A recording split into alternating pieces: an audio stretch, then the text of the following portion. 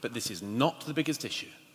The biggest issue is that just up the road, again, a few days ago, 3 men with machetes went through a London street hacking at people saying this is for Allah. Okay?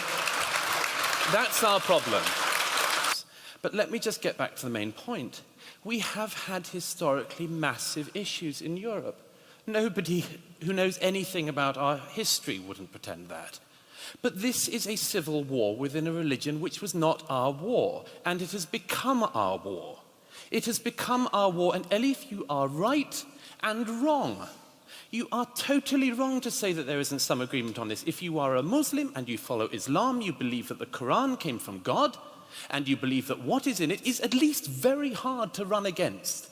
And so now we have a situation in a country like this one, where actually the majority of British Muslims want being gay, like I am, to be made illegal now, okay? So we had a nice liberal agreement in recent decades over being gay, and now you import a community which actually thinks not just that they're not on board with gay marriage, but they think it should be made a lock-upable offence. Where does that come from? It comes from Islam, okay?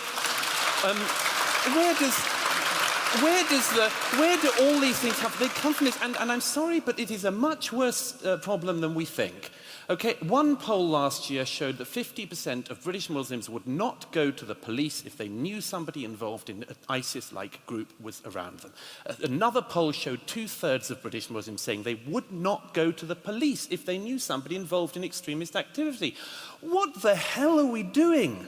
What the hell are we doing in ignoring that? Let you come back. I just want to press Douglas on a question because I want to know if we accept what you said, and so obviously, are you suggesting these 2 or 3 million British citizens somehow have to now leave the country? No, of course not. Of course. So what are you suggesting?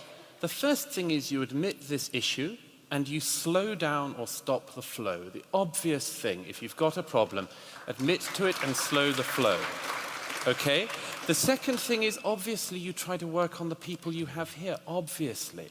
You can't... What does work on mean? Well, you hope that over many, many generations things will change. Of course, the problem we all have is a situation like the case of Salman Abedi. This country gave his parents asylum. They fled from Libya. We gave his parents asylum.